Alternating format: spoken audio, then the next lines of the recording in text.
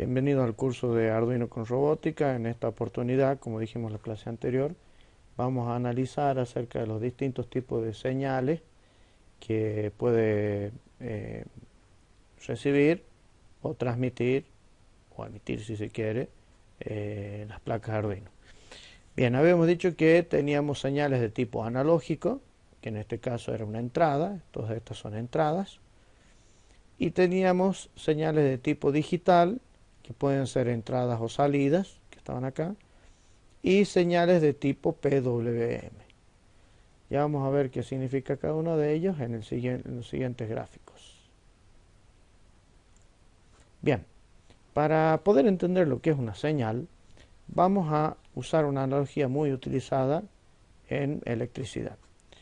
Imagínense ustedes que nosotros tenemos dos tanques con distintos niveles de agua. Nosotros tenemos el primer tanque prácticamente casi vacío y el segundo tanque casi lleno. ¿Cuál de los dos tanques creen ustedes que darán más presión de agua si yo abro la canilla?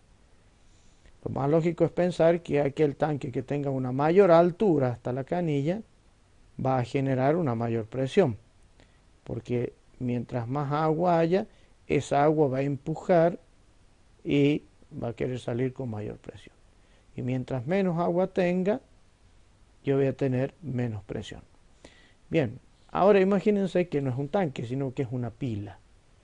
Mientras más carga yo tenga en la pila, más voltaje voy a poder sacar, y mientras menos carga tenga la pila, menos voltaje voy a poder sacar de esa pila.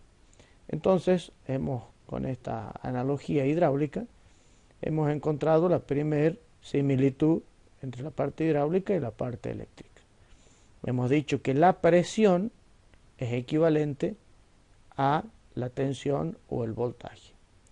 Esto se debe a que la diferencia de altura genera una diferencia de presión, o una presión si se quiere ver.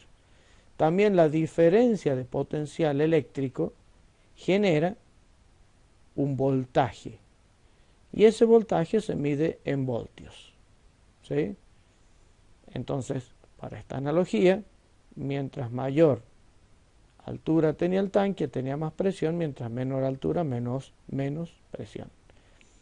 En el caso de que yo tenga, por ejemplo, una pila, mientras mayor potencial químico o mayor carga tenga la pila, yo voy a tener un mayor voltaje, mientras menor carga o menor potencial químico tenga la pila, voy a tener un menor voltaje.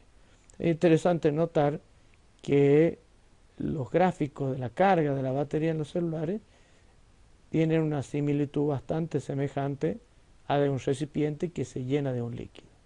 Justamente es porque funciona de manera muy homóloga o muy semejante. Veamos ahora el siguiente ejemplo.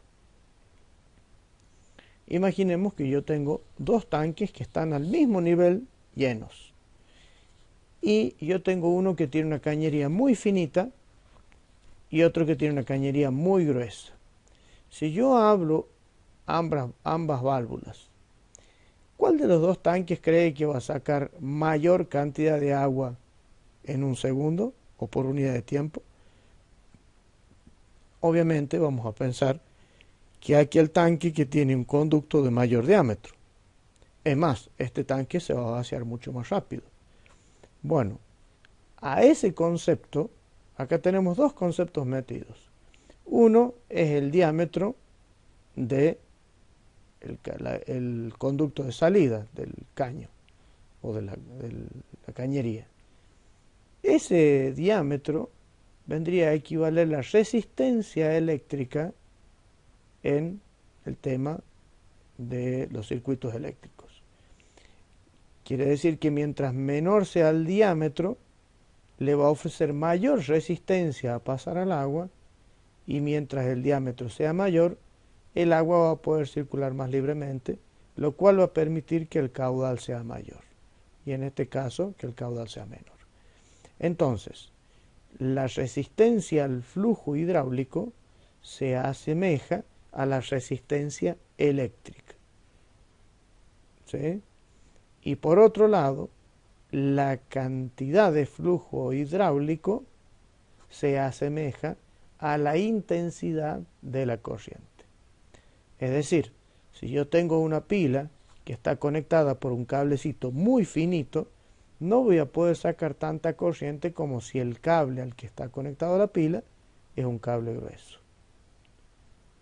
Esa es la similitud hidráulica entre, por un lado, lo que es la resistencia hidráulica con la resistencia eléctrica y por otro lado con lo que es la intensidad, perdón, el caudal hidráulico y la intensidad de la corriente eléctrica.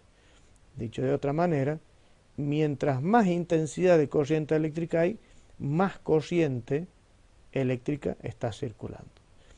Es decir, si yo tengo una pila y a la pila le conecto una lámpara chiquitita que consume poca electricidad, la pila se va a ir descargando lentamente, porque la cantidad de electricidad que está saliendo, el flujo eléctrico que está saliendo, es mucho menor.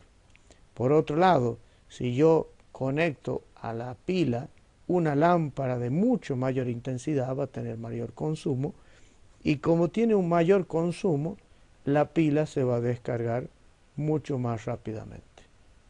Esta es entonces la analogía entre la resistencia eléctrica con la resistencia hidráulica y el caudal hidráulico y la intensidad de corriente eléctrica. Es importante diferenciar entre tensión e intensidad. Recuerden, en este caso, yo podía tener la llave cerrada, pero hay mayor presión mientras más diferencia de altura hay. Justamente, yo puedo tener una pila muy cargada, pero puede no estar conectada. Entonces, esa carga representa esa altura que tiene nuestro tanque. Por otro lado, yo para poder tener un flujo hidráulico, tengo que abrir los grifos o las cañerías, dejarlas para que circule el agua libremente. Para poder sacar un caudal, tiene que estar conectado, es decir, tiene que estar abierta la salida del fluido del recipiente. También, para que pueda circular una corriente eléctrica, tiene que estar conectado el circuito. Si yo tengo una pila, esa pila no tiene corriente eléctrica hasta que yo le conecto una lámpara o cualquier otro dispositivo que permite el flujo de la corriente eléctrica. Cuando hay un flujo de corriente eléctrica, recién podemos hablar de corriente eléctrica o de intensidad de corriente. Cuando no hay un flujo de corriente eléctrica, es decir, no tengo nada conectado, no puedo hablar de intensidad, sino solamente de tensión. ¿Sí? Estos son conceptos teóricos importantes que más adelante vamos a abordar nuevamente. Bien, pasemos ahora a las señales digitales. Si ustedes recuerdan, habíamos dicho que nuestro Arduino podía tener entradas y salidas digitales. Todos estos pines de acá de la derecha son los que se utilizan usualmente para las entradas y salidas digitales. Después vamos a ver lo que son las entradas analógicas y las salidas PWM. Pero por lo pronto nos aboquemos a lo que son las entradas y salidas digitales. Imaginemos que nosotros tenemos un pulsador que enciende una linterna. Si nosotros no apretamos el pulsador, el voltaje que va a circular por la lámpara va a ser cero, porque es un circuito que no está circulando corriente. Cuando yo presiono el pulsador, el voltaje empieza a circular a través de la lámpara, de la linterna, y cuando yo dejo de pulsar, se vuelve al valor cero el voltaje que está circulando. Si nuevamente vuelvo a apretar, nuevamente vuelve a circular corriente eléctrica y tengo un voltaje que es el voltaje que me da la pila. Si yo lo desconecto o apago o dejo de presionar ese pulsador de la linterna, vamos a ver que el voltaje vuelve nuevamente a cero. Bien, esto podemos decir que es una señal digital. ¿Por qué? Porque la señal digital toma solamente dos valores. Un valor cero, lógico, que en el programa se escribe como 0, que representan 0 voltios, y un valor 1 lógico en el programa que representan 5 voltios en la realidad. Entonces, cuando nosotros tengamos un valor de 0, representará 0 voltios o un 0 lógico, y cuando yo tenga 5 voltios representará un valor de 1 lógico. ¿Sí? Eso por eso se llaman digital, porque tienen valores de 0 o 1. Justamente ese es el tipo de información que manejan las computadoras, en código binario, porque tiene solamente dos estados, apagado o encendido. Bien, supongamos que nosotros a nuestro Arduino le conectamos un botón. Si nosotros conectamos un botón en cualquiera de estos terminales y cuando presione el botón ingrese corriente, lo que vamos a obtener es justamente la señal que estamos viendo acá. Cuando yo no presiono el botón, no ingresa nada de corriente, por eso está en el valor de 0 voltios. Y en el momento de tiempo que yo presiono el botón, automáticamente empiezan a circular 5 voltios. Hasta el instante en que yo suelto el botón y como se desconecta, vuelve nuevamente a un valor de 0 voltios hasta el instante que nuevamente lo vuelvo a presionar y vuelve a un valor de 5 voltios y así sucesivamente. Esa sería una señal digital de entrada, porque yo estaría, mediante un botón o un pulsador, estaría ingresando esa señal por el pin del Arduino. Pero de igual manera, yo podría trabajar con una señal digital, pero de salida. Es decir, si en vez de conectar un pulsador que ingresará tensión a la placa, yo le conecto una lámpara o un LED, a medida que en el programa yo le indique que no salga corriente por ese pin, el voltaje que va a ser 0, o sea, la corriente que va a circular va a ser 0, y el voltaje que va a estar en la lámpara va a ser 0 porque no está circulando. En el momento que yo le mande al programa que circule corriente, el voltaje va a ser de 5 voltios. Hasta el instante de tiempo en el programa en el que yo le diga que nuevamente se apague, en cuyo caso van a ser 0 voltios, y así sucesivamente. Si le vuelvo a dar la orden de que se encienda, estarán siendo 5 voltios hasta que le dé la orden que se apague. Entonces esta señal, que es de tipo digital, si ustedes se fijan, tiene forma de escalones, porque el valor que puede tomar son solamente dos posibles estados. O está en 0 voltios o está en 5 voltios. Un 0 lógico o un 1 lógico. Luego vamos a ver cómo en el programa nosotros podemos indicar esto. Podemos decir que este es un valor bajo y que este es un valor alto. Y eso justamente van a ser las indicaciones que nosotros vamos a dar cuando programemos nuestra placa de Arduino. Pasemos ahora a lo que son los valores analógicos. Imaginemos ahora nuevamente nuestra placa, pero que en alguno de estos pines de la izquierda, porque estos son las entradas analógicas, nosotros conectamos, por ejemplo, un medidor, un sensor que mida la cantidad de luz que hay en el ambiente. Supongamos que ese medidor lo ponemos afuera y empezamos a registrar con nuestro Arduino cada uno de los valores que me entrega ese sensor que determina la cantidad de luz que hay en el ambiente.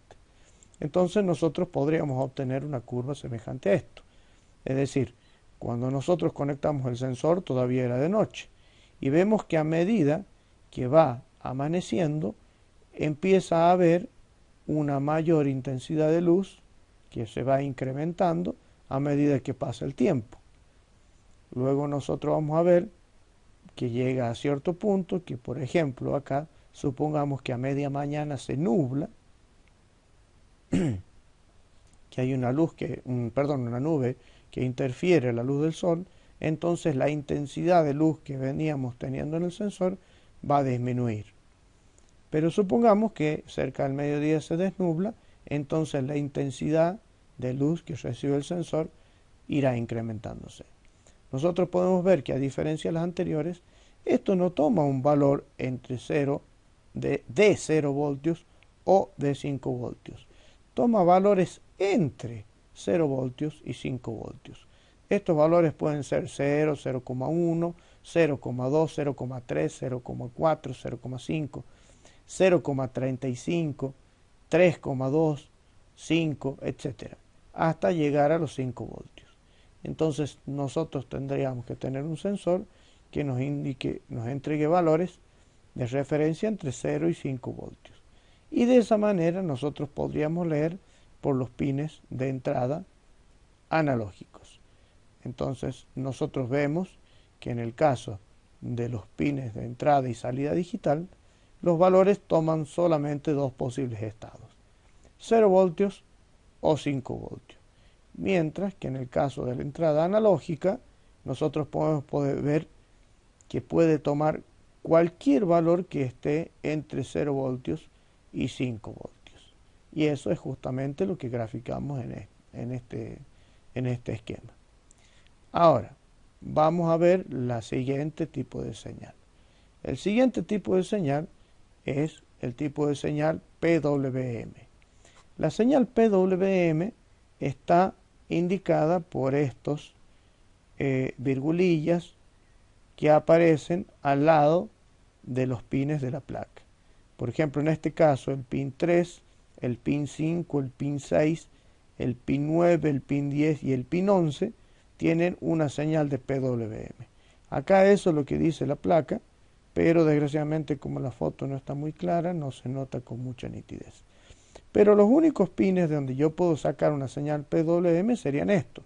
No puedo hacerlo por el 0, por el 1, por el 2, porque no tienen la virgulilla que me indica que es una señal PWM. Los únicos pines serían el 3, el 5, el 6, el 9, el 10 y el 11. Todos los otros pines se pueden usar como pines de entrada y salida digital, pero no se pueden usar como PWM porque son exclusivamente, eso es lo que permiten hacer eso. Ahora, ¿qué es la señal PWM?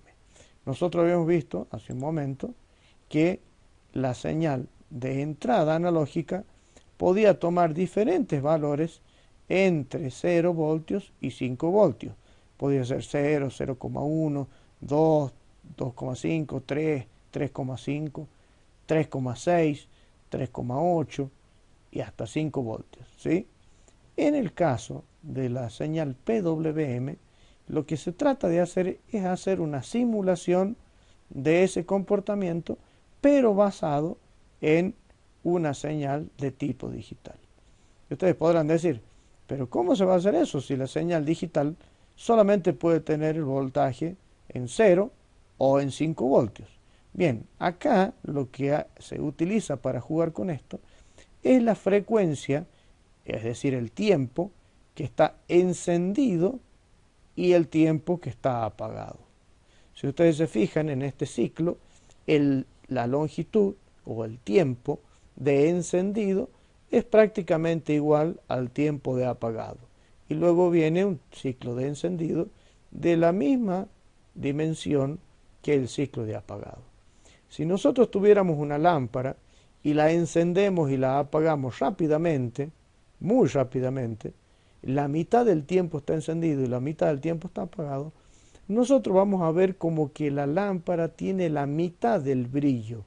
¿Por qué? Por una cuestión lógica. La mitad del tiempo está encendida y la mitad del tiempo está apagado. Entonces, si nosotros tomamos el valor promedio, justamente, como acá es el máximo y acá es el mínimo, el valor promedio estaría a la mitad. Ahora, ese sería un valor intermedio o un PWM de 50% se llama también. Ahora imaginemos que el tiempo que está apagado es mucho más corto y el tiempo que está encendido es mucho más largo. Nuevamente lo apagamos por un tiempo corto y lo encendemos por un tiempo más largo. El efecto visual que nosotros veríamos en una lámpara es que la lámpara brillaría más. ¿Por qué? Porque estaría más tiempo encendida y mucho menos tiempo apagado. Entonces eso vendría a simular como si, porque es una simulación, como si tuviéramos un mayor voltaje. Ahora, Veamos el caso inverso. Supongamos que está mucho tiempo apagado y un tiempo muy corto encendido. Entonces nosotros veríamos el efecto opuesto, es decir, veríamos que brilla mucho menos que la mitad de la lámpara, es decir, que estaríamos simulando como que el voltaje bajó. Esto simplemente es una ilusión, porque en la realidad lo que se da es que tenemos ciclos de 5 voltios, 0 voltios, 5 voltios, 0 voltios, 5 voltios, 0 voltios y así sucesivamente. Pero lo único que hacemos durante el PWM es variar el tiempo que está a 5 voltios o encendido y el tiempo que está apagado. De esa manera nosotros generamos lo que se llama una señal pseudoanalógica. ¿Por qué es pseudoanalógica? Porque es digital la señal. Pero el tiempo de encendido y apagado me hacen crear el efecto de que es una señal analógica, cuando en realidad solamente es una señal digital con distintos tiempos de encendido y apagado. Bien, este sería el último tipo de señal que vamos a ver, que es el tipo de señal PWM. Es decir, si yo quisiera conectar un LED para que tenga un valor intermedio de brillo y que yo pueda incrementar o disminuir el brillo, lo que tendría que hacer es conectarlo a estos pines y darle la indicación de qué porcentaje de brillo es el que yo quiero que tenga ese LED. Entonces, recapitulando, yo tengo entradas y salidas digitales en todos estos pines. Tengo entradas analógicas en estos pines y tengo salidas, solamente salidas PWM, por los pines que están marcados con esa línea ondulada o virgulilla, como le llaman algunos, que está solamente indicando cuáles son los pines que pueden tener esa característica. Repito, los pines que tienen esa virgulilla solamente son los únicos que pueden emitir un valor PWM. Los que no tienen eso, no, solamente pines digitales. Ahora, si ustedes se fijan, como nosotros hemos mostrado en el gráfico, el valor de PWM son tiempos de encendido y apagado. Esos tiempos son muy rápidos, por eso son solo esos pines los que lo pueden tener. Pero, si yo quisiera, podría utilizar estos pines también como salida digital, porque sencillamente los dejo encendidos o los dejo apagados. Es decir, todos los pines de aquí, desde el 0 hasta el 13, pueden ser salidas o entradas digitales. Pero, además de eso, los pines que tienen la virgulilla se pueden comportar como salidas PWM, que serían salidas pseudoanalógicas. La sigla PWM se refiere a la frase en inglés modulación por ancho de pulso.